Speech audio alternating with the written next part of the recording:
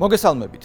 მანამ სანამ ბაიდენის ადმინისტრაცია იყო შტატების ხელისუფლებაში და ბაიდენიც პრეზიდენტობდა, ალბათ თუ კარგად ევროკავშირთან პოლიტიკური დღის წესრიგი დალაგებული იყო. ევროკავშირის აგენტურამ, რომელიც Deep State-ისგან არის დანიშნული, მშვენივრად იცოდა, როგორ ემოქმედა, როგორ ემართათ ქვეყნები და რაზე რა პოზიცია ჰქონოდათ. უკრაინაში ომი ხელშეუხებელი საკითხი იყო. რუსეთი მხოლოდ და მხოლოდ აგრესორი, ევროკავშირი მსოფლიოს ნათელი წერტილი და შტატები დემოკრატიის ბასტიონი, საიდანაც USAID-ისა და სხვა ორგანიზაციების გავლით ფულის უწყვეტი ნაკადი მოდიოდა თითქოს და დემოკრატიისა და ლიბერალური ღირებულებებისთვის. სინამდვილეში კი სხვადასხვა ქვეყნებში სახელმწიფო გადატრიალებების მოსაწყობად. ანუ რეალურად ევროკავშირისა და შტატების პოლიტიკური დღის წესრიგი იყო გლობალისტური და ნეოლიბერალური, რაც სრულიად შეესაბამება ევროკავშირის იდეასა და Deep State-ის დაკვეთას. მაგრამ შეიცვალა ადმინისტრაცია, მოვიდა ტრამპი, მოხდა მასკი და ახალ რეალობასთან შეგუება ევროკავშირის ლიდერებისთვის რთული აღმოჩნდა. ეს სირთულე ძალიან მარტივი ასახსნელია. ევროკავშირი არის გლობალისტური და ნეოლიბერალური პოლიტიკური პროექტი, ზესახელმწიფოებრივი და ზეეროვნული სტრუქტურებით. ფონ დერ ლაიენისა და მისი კაბინეტისთვის არსებითი და უპირველესი არის არა წევრი ქვეყნების ეროვნული ინტერესები, არამედ ძველი რეალობის შენარჩუნება, გლობალური Deep State-ის ინტერესები და მისი მარიონეტი ევროკრატები. ახლა შევხედოთ ახალი ადმინისტრაციის გზავნილებს, განსაკუთრებით სახელმწიფო მდივნის მარკო რუბიოს განცხადებებს. პირველი და მნიშვნელოვანი, რაც ადმინისტრაციის ცვლილებისთანავე გამოჩნდა, არის ის, რომ რუბიომ ტერმინი ეროვნული ინტერესი შტატების დღის წესრიგში დააბრუნა. სწორედ ეროვნული ინტერესებით ხსნის ის ტრამპის ამბიციას გრენლანდიასთან დაკავშირებით. ეროვნული ინტერესია უკრაინაში ომის დასრულებაც. გასაგებია, რომ ქართველი რადიკალი ოპოზიციონერებისთვის ეროვნული ინტერესი პრორუსობაა, მაგრამ საბედნიეროდ სამყარო მათ გარშემო არ ტრიალებს და არც შტატების ახალი ადმინისტრაცია ფიქრობს არარეალისტურად. თავად რუბიომ აღიარა, რომ შეცდომა იყო ისეთი არარეალისტური აზრის დამკვიდრებისა და დაცვის მცდელობა, რაც ომში უკრაინის გამარჯვებაა. მით უმეტეს, არც 3 წლის წინ და არც ახლა ნორმალურად არავინ იცოდა, რას ნიშნავს ეს გამარჯვება. მეორე და მნიშვნელოვანი არის ის, რომ მარკო რუბიომ დაუფარავად, როგორი მძიმე მოსასმენიც არ უნდა ყოფილიყო ეს, განსაკუთრებით წინა ადმინისტრაციის განცხადებების ფონზე, აღიარა, რომ რუსეთი გლობალური ძალაა. კონტრასტი დიდია. აქამდე ევროკავშირში იმას ლაპარაკობდნენ, რომ რუსეთი მარცხ ხდებოდა, იარაღი უთავდებოდა, ცოტა ხანში პუტინს დაამხობდნენ და სამყარო უფრო ნათელი და ბედნიერი გახდებოდა და კიდევ ბევრი ზღაპარი. რას ვიზამთ, ზოგიერთისთვის სიმართლე მწარეა. რუბიო კი ამ მწარე სიმართლის თქმას არ მოერიდა და ეს მისასალმებელია. ეს არის პრაგმატიზმი და პოლიტიკოსობა და დიპლომატია და არა ზღაპრების მოყოლა არარეალისტურ განცხადებებზე. ევროკავშირში არც ეს მოსწონთ. მესამე და ყველაზე მნიშვნელოვანი კი ის არის, რომ რუბიომ მრავალპოლუსიანი მსოფლიო წესრიგი რეალობად გამოაცხადა. გასაგებია, რომ ისტერიული ფსევდო მედასავლეთეებისთვის ეს ყველაზე უარესია, როდესაც ვიღაც რუსეთთან მოლაპარაკებებზე საუბრობს და მას ფაქტორად განიხილავს. მით უმეტეს შტატების სახელმწიფო მდივანი. მაგრამ არის მეორე რეალობა. რეალობა, რომელიც ევროკავშირისა და Deep State-ის ლიდერებს ძალიან აწყობდათ. გაუთავებელი ომი უკრაინაში, მეორე ფრონტი საქართველოში და დიდი შესაძლებლობა ომზე ფულის საკეთებლად. ეს მოცემულობაც წარსულს ბარდება. სხვათა შორის მრავალპოლუსიანი მსოფლიო წესრიგის არსებობა მიუნხენის უსაფრთხოების კონფერენციის დაწყებამდე გამოქვეყნებულ ანგარიშშიც აღიარებულია. ასე რომ საქართველოშიც მოუწევთ რადიკალებს ამასთან შეგუება. ახლა შევხედოთ, როგორ გამოიყურება ევროკავშირი ამ ახალ მოცემულობაში, სრულიად მოწყვეტილი რეალობას. გერმანიაში ვადამდელი არჩევნები ჩატარდა მემარჯვენე ძალების მკვეთრად გაუმჯობესებული შედეგების ფონზე. ავსტრიაში ჯერ კიდევ არ ჰყავთ მთავრობა არჩეული და კოალიციის შექმნაზე მიმდინარეობს მოლაპარაკებები. საფრანგეთის პრეზიდენტის იმიჯი ქვეყანაში მინიმუმზეა დასული, მით უმეტეს ქვეყნის გარეთ. ევროკავშირის დანარჩენ ქვეყნებში კი მოუგვარებელ პრობლემად რჩება არალეგალური მიგრაცია, ომისა და არასწორი ენერგეტიკული პოლიტიკის შედეგად ფასების მატება, რასაც ზემოდან ემატება გიჟური LGBT პროპაგანდა. ევროკავშირმა რუსეთის წინააღმდეგ სანქციების მე-16 პაკეტის დაამტკიცა. ახლა ამას თუ ტრამპის მიერ მოსალოდნელი გადასახადების ზრდაც დაემატება, ევროკავშირში ნამდვილად არ მოიწყენენ ორ ცეცხლშუა ყოფნითა და გამოსავლის ძიებაზე ფიქრით. მით უმეტეს ტრამპმა ევროპაში დიქტატორად ევროკავშირის ფავორიტი ზელენსკი გამოაცხადა. ევროკავშირის ახალი რეალობის შესახებ ნახეთ ანი ნადირაშვილის სიუჟეტი. თეთრი სახლის ისტორიაში ასეთი რამ ალბათ ჯერ არასოდეს არ მომხდარა. როცა მაღალი რანგის სტუმარს პრეზიდენტის ნაცვლად პროტოკოლი იღებს და ხვდება. ინტრიგა მაშინვე გაჩნდა. პოლიტიკა ხომ განწყობების სადემონსტრაციოდ ჟესტებსაც იყენებს. ხოდა ეს ცივი მიღება ყველამ გადათარგმნა როგორც შეერთებული შტატების და ევროპის ურთიერთობებში ბზარის გაჩენა. ეს ბზარი კი განსაკუთრებით დონალდ ტრამპის სამშვიდობო ინიციატივაზე ევროპელი ლიდერებისა და ევრობიუროკრატების რეაქციამ გააჩინა. არსებობს რისკი, რომ უკრაინაში მშვიდობა უფრო სახიფათო იყოს ვიდრე ომი, რომელიც ახლა მიმდინარეობს. თუ პუტინი გაიმარჯვებს უკრაინაში, ამერიკის შეერთებული შტატები წააგებს. მშვიდობის თემაზე აზრთა სხვადასხვაობა კიდევ უფრო თვალსაჩინოა, როდესაც ევროპული ქვეყნების უმრავლესობამ ამერიკის მიერ ინიცირებული მშვიდობაზე ორიენტირებული რეზოლუციის მაგივრად უკრაინის მწვავე და კონფრონტაციულ რეზოლუციას დაუჭირა მხარი. თუმცა სცენარი ევროკავშირის სურვილის შესაბამისად არ განვითარდა. გაეროს უშიშროების საბჭომ უკრაინის ომის 3 წლის თავზე ამერიკული რეზოლუცია დაამტკიცა, რომელსაც მხარი რუსეთმაც დაუჭირა. საფრანგეთს ვეტოს გამოყენება შეეძლო, მაგრამ ვერ გაბედა. თეთრ სახლთან უკრაინის გამო ურთიერთობების ღიად დაძაბვა, როგორც ჩანს, ელისეის სასახლეში არ სურთ. შეერთებულმა შტატებმა დღეს გაეროს შესთავაზა მარტივი ისტორიული რეზოლუცია, რომელიც ადასტურებს იმას, რაზეც ყველა თანხმდება, რომ კონფლიქტი საშინელებაა. გაერო უნდა გაერთიანდეს მის დასასრულებლად და აჩვენოს, რომ მშვიდობა შესაძლებელია.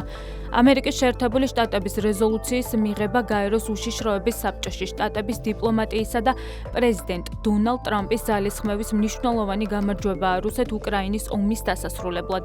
ეს ისტორიული გადაწყვეტილება ქმნის პირობებს მშვიდობის დამყარებისა და სისხლისღვრის შეწყვეტისთვის. ეს მაგალითები კარგად აჩვენებს, რომ ევროკავშირს გავლენის მოხდენა პოლიტიკურ პროცესებზე აღარ შეუძლია და ერთადერთი რაც დარჩა, ეს ილუზიის შექმნაა. ილუზიის თითქოს მათ ავტორიტეტიც აქვთ. ძალაც და საკმარისი გავლენებიც იმისთვის, რომ უკრაინა და მისი პრეზიდენტი ზელენსკი დაიცვან. ასეა, როგორც კი ილუზია რეალობას ეჯახება, sapnis ბუშტივით სკდება. Can I speak Ukrainian? No. ომის დაწყებას ბრიუსელმა სწორედ ასეთი ილუზიებით დაუჭირა მხარი. მაშინ ბრიუსელში აცხადებდნენ, რომ რუსეთი მარცხისთვის, უკრაინა კი გამარჯვებისთვის იყო განწირული. ირწმუნებოდნენ, რომ კიევს პუტინის დასამარცხებლად ყველაფერი აქვს და ექნებაო. ამ ილუზიით დაუჭირეს მხარი ჯერ ლონდონის. შემდეგ კი თეთრი სახლის მოწოდებებს უარი ეთქვათ რუსეთთან მოლაპარაკებაზე და ეომათ ბოლო უკრაინელამდე. ომის დაწყებიდან მალევე ანკარაში რუსეთსა და უკრაინას შორის მოლაპარაკებები მართლაც გაიმართა. შეთანხმებად შედგა. დოკუმენტს ხელი უკრაინულმა მხარემაც მოაწერა. მაგრამ პრემიერმა ჯონსონმა და პრეზიდენტმა ბაიდენმა მშვიდობას უარი უთხრეს. The United Kingdom will stand with Ukraine and provide every possible military, economic and humanitarian support.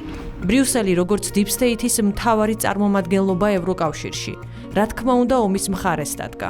გამარჯვების ილუზიას ასხივებდნენ კიევში და მუდმივად რუსეთის დამარცხებაზე საუბრობდნენ. და თბილისშიც. ჩვენი ოპოზიციაც ხომ Deep State-ის ლოზუნგებს ეკოსავით იმეორებს. ყველაფერი დღეს ზედაპირზე. უკრაინა იმარჯვებს, რუსეთი მარცხდება.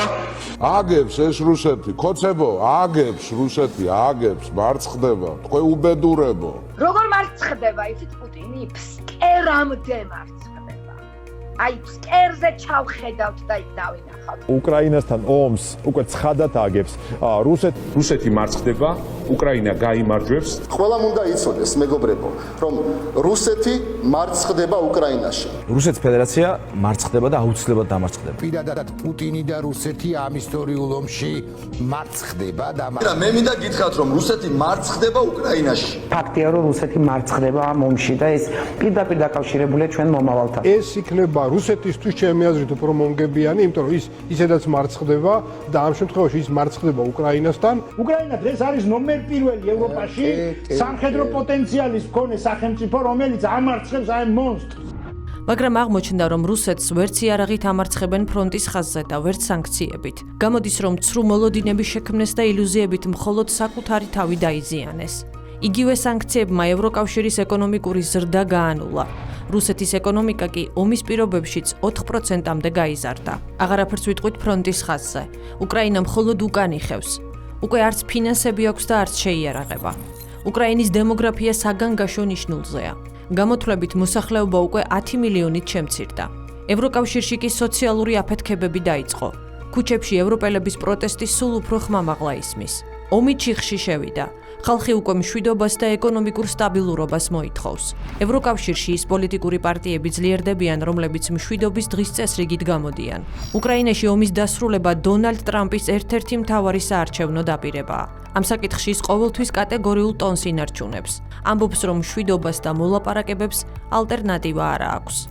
ამ ომის დასრულება გვინდა. მე რომ პრეზიდენტი ყოფილიყავი, ეს ომი არასდროს დაიწყებოდა. ჩვენ დისკუსიებს ვაწარმოებთ.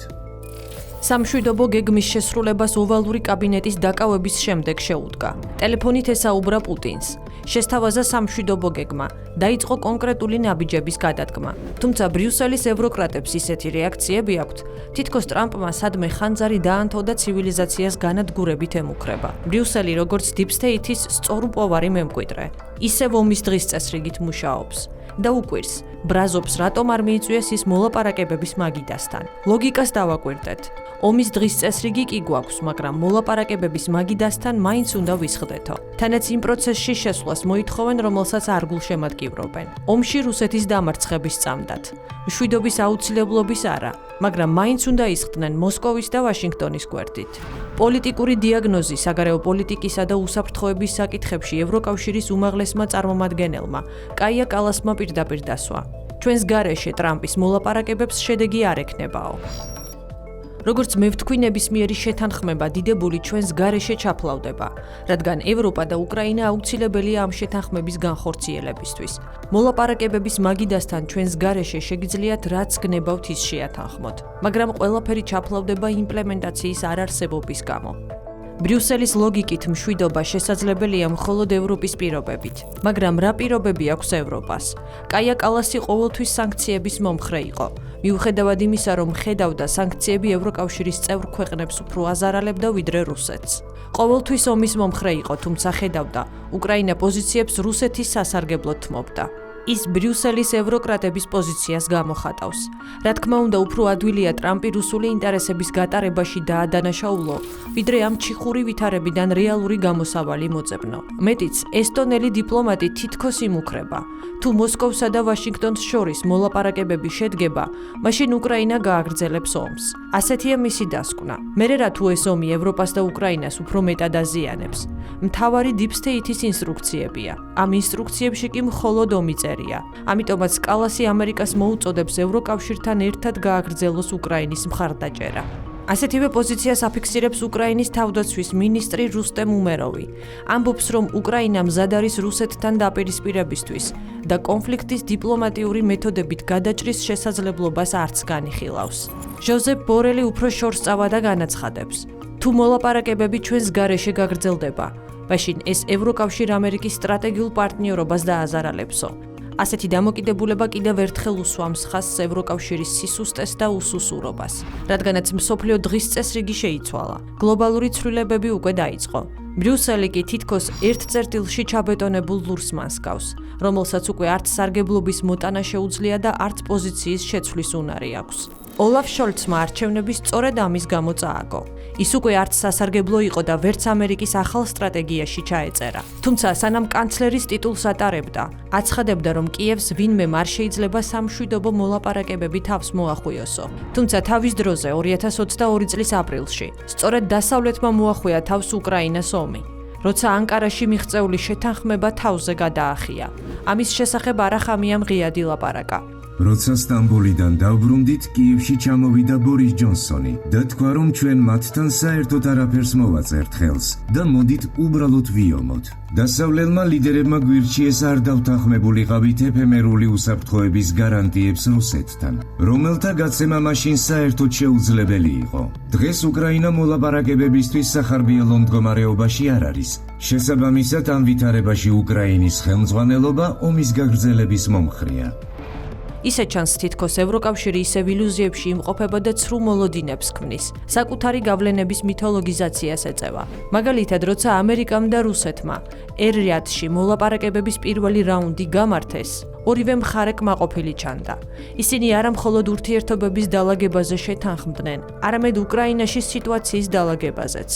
ევროპა პოლიტიკური კუნთების გაბერვას და ვაშინგტონის, მასთან ერთად კი მოსკოვის შეშინებას მაშინვე შეუდგა. ინიციატივა ხელში ემანუელ მაკრონმა აიღო. ევროკავშირის წევრი ქვეყნები სამიტზე მიიწვია. ჩავიდნენ, ოვალურ მაგიდას მიუსხდნენ და ერთობლივი ფოტო გადაიღეს. თუმცა ეს სამახსოვრო ფოტოს უფრო ჰგავს. ვერც ერთი გადაწყვეტილება ვერ მიიღეს. ვერც ერთიანი პოზიცია შეიმუშავეს. ერთიანი არც ყოფილან. უნგრეთის პრემიერი მაგალითად არ დაპატიჟეს. არც სხვა ქვეყნის წარმომადგენლები იყვნენ. სამაგიეროდ წინა ხაზზე ვოლოდიმირ ზელენსკი გამოიყვანეს და მოლაპარაკებების პროცესი მას გააპროტესტებინეს. თეთრი სახლიდან მისი მისამართით მკაცრი შეფასებების სწორედ ამის შემდეგ გაისმა. დონალდ ტრამპი არ მოერიდა ზელენსკისთვის დიქტატორი ეწოდებინა, რომელიც არჩევნებს არ ატარებს. წარმოიდგინეთ, საშუალო გაქანების კომიკოსმა ვოლოდიმირ ზელენსკიმ შეძლო შეერთებული შტატები დაერწმუნებინა, რომ 350 მილიარდი დოლარი დაეხარჯა ომში, რომლის მოგებაც შეუძლებელია და რომელიც არასდროს უნდა დაწყებულიყო. ის უარს ამბობს არჩევნების ჩატარებაზე. უკრაინულ გამოკითხვებში ძალიან დაბალ პროცენტს აჩვენებს. ერთადერთი რაც კარგად გამოსდიოდა იყო ის, რომ ბაიდენს თავის დაკრულზე ათამაშებდა. დიქტატორი არჩევნების გარეშე ზელენსკიმ სწრაფად უნდა იმოქმედოს, თორემ ქვეყანა აღარ დარჩება. ევროკომისიის პრეზიდენტი ურსულა ფონ დერ ლაიენი მოკავშირეებთან ერთად, მათ შორის კანადის პრემიერიც იყო, კიევში ჩავიდა. მათი კიევში ჩასვლა არა მხოლოდ ომის 3 წლის თავს დაემთხვა, არამედ რადაში გამართულ კენჭისყრებსაც. ეს მნიშვნელოვანი კენჭისყრები იყო. ზელენსკი ხომჯერ მოსკოვს მიაჩნდა არალეგიტიმურ პრეზიდენტად, რომელსაც პრეზიდენტობის ვადა 2024 წლის მაისში ამოეწურა. ახლა მის ლეგიტიმაციაზე უკვე თეთრი სახლიც ალაპარაკდა. იმის დასამტკიცებლად, რომ ზელენსკი სავსებით ლეგიტიმურია, რადა შეიკრიბა. რეზოლუცია შეიმუშავა, მაგრამ ვერ მიიღო. აღმოჩნდა, რომ რადაშიც ფიქრობენ, რომ ზელენსკის უფლება არ აქვს პრეზიდენტის ოფისში იჯდეს. რეზოლუციაში კი პირდაპირ ეწერა: უკრაინის პრეზიდენტმა ვოლოდიმირ ზელენსკიმ უნდა გააგრძელოს თავისი მოვალეობების შესრულება, სანამ უკრაინის კონსტიტუციის 108 მუხლის პირველი ნაწილის შესაბამისად პოსტს უკრაინის ახალი პრეზიდენტი არ დაიკავებს. და ეს ყველაფერი ურსულა ფონ დერ ლაიენის თვალწინ. და არა მხოლოდ მისი. უკრაინაში ხომ თავი ანტიტრამპული კოალიციის წევრებმა მოიყარეს. დელეგაციაში სულ 13 ქვეყნის წარმომადგენელი იყო. კიევში ჩავიდნენ, სამიტი ჩაატარეს. და როგორ ფიქრობთ, რა გადაწყვეტილება მიიღეს? ამ ხელა საინფორმაციო ხმაური მხოლოდ იმისთვის ატეხეს, რომ ბოლოს ეთქვათ: რუსეთს მორიგი რიგით მე-16 სანქციების პაკეტს დავუწესებთო. უკვე კომედიურ ჟანრში გადავიდნენ. ეს გადაწყვეტილება კიდევ ერთხელ აჩვენებს, რამდენად უსუსურად გამოიყურება ევროკავშირი. უკვე ილუზიების იმიტაციაზე გადავიდნენ. თითქოს რამე შეუძლიათ. მაგრამ Deep State-ის ინსტრუქცია არ შეცვლილა, ამიტომაც რეალობასაც ვერ ხედავენ, ან არ უნდათ რომ დაინახონ. ამერიკას ახალი სტრატეგია აქვს. თუ ევროკავშირს საკუთარი თავის გადარჩენა და შენარჩუნება სურს, მაშინ ამ ახალი რეალობის აღიარება და გათვალისწინება მოუწევს. ტრამპი ბრიუსელს გამოღვიძების ბოლო შანსს აძლევს. ძველი მეთოდებით მართვა ისევ თქვენ დაგაზარალებთ. ჩვენ ოკეანის აქეთ ვართ და საკუთარ ქვეყანას კარგად ვიცავთო. რუსებისა და უკრაინელების მთელი თაობა განადგურებულია, ქალაქები დანგრეულია, დროა დასრულდეს და აღდგეს მშვიდობა. ჩვენ გვქონდა კარგი საუბრები, მათ შორის რუსეთთან. მას შემდეგ, რაც თეთრ სახლში დავბრუნდი, ამ ერთი თვის განმავლობაში, ჩვენ უფრო მეტ პროგრესს მივახციეთ, ვიდრე ბოლო 3 წლის განმავლობაში. მე ველაპარაკე ორივე პრეზიდენტს, პუტინსა და ზელენსკის, და მშვიდობისთვის ბევრი ძალიან კარგი რამ ხდება. ძალიან სწრაფად. ჩვენ ფოკუსირებული ვართ ცეცხლის შეწყვეტაზე, რაც შეიძლება მალე და საბოლოოდ მუდმივი მშვიდობის მიღწევაზე. ევროპას ექსპერტებიც აფრთხილებენ. ერთ-ერთი ამერიკელი ექსპერტი თომას იეგერია. მისი თქმით, ევროპა საკუთარ თავს სერიოზული პროცესების მიღმატოვებს. ინიციატივას ხელიდან უშვებს და დაშლის პირას დგას. ევროპა სამშვიდობო პროცესის მიღმარჩება, ეს სამარცხვინოა. ევროპა შეუძლია მოლაპარაკებების მაგიდასთან ადგილი მოიპოვოს, თუ შესაბამის ნაბიჯებს გადადგამს. აშკარა ხდება, რომ ამერიკა აღარ უჭერს უკრაინას უპირობოდ მხარს. ლემონდის განცხადებით, ტრამპისა და პუტინის მოლაპარაკებები უკრაინის მოკავშირეებს შორის განხეთქილებას აგდებს. ამიტომაც გამოცემა ევროპას აქტიური ნაბიჯების გადადგმას ურჩევს. ასე რომ ახლა მხოლოდ ბრიუსელის გადასაწყვეტია, რეალობას დაინახავს თუ ახალ თამაშის წესებს მიიღებს. იმიტომ რომ ძველი უკვე ჩიხშია შესული. თუ ისევ ილუზიების იმიტაციის აწყობით გაერთობა და ამ თამაშებს თავადვე არ შეეწირება. დონალდ ტრამპი იმასაც არ მალავს, რომ როდესაც უკრაინის საკითხი გადაწყდება, გეგმაში აქვს რუსეთისა და ჩინეთის ლიდერებთან შეხვედრა და გლობალური საკითხების შესახებ გადაწყვეტილებების მიღება. ბუნებრივია, რომ თუ ასეთი შეხვედრა შედგა, საქმე გვექნება ძალთა ბალანსის ახალ გადანაწილებასთან. ეს პროცესი არც ახალი და არც გასაკვირია. აქამდეც ყოფილა ასეთი ფაქტები, მაგრამ მოცემულობა, რომ ტრამპი ევროკავშირს საერთოდ აღარ მიიჩნევს ანგარიშგასაწევ ძალად, უკვე ნათელია. აქამდე მოიყვანა ევროკავშირი იმ პოლიტიკამ, რომელიც Deep State-ისგან მოდიოდა. სუვერენიტეტის დაკარგვა, არალეგალური მიგრაცია, იდენტობაზე უარის თქმა და LGBT პროპაგანდა. ამ პოლიტიკის შედეგად ევროკავშირი ერთ დიდ მარიონეტად გადაიქცა, სადაც იმაზე უფრო მეც ფიქრობენ, რამდენი ასეული გენდერი არსებობს, ვიდრე იმაზე, რომ პოლიტიკას რეალიზმი სჭირდება. იმაზე უფრო მეტს ფიქრობენ, როგორ გაამარტივონ არასრულწლოვნებისთვის სქესის შეცვლის პროცედურა, სინამდვილეში კი სხეულის დასახიჩრების ოპერაცია, ვიდრე იმაზე თუ როგორი ენერგოპოლიტიკა აჯობებს ევროკავშირისთვის. უკრაინაში ომის დასრულებაზე ფიქსა და რეალურ ქმედებებს, პრაიდების მარშებში მონაწილეობა და LGBT კონფერენციებზე დასწრება ურჩევნიათ. მე იოანე შაიშმელაშვილი ვარ. კვირაში 4 ჯერ 21 საათსა და 15 წუთზე უყურეთ ევროკრატიას.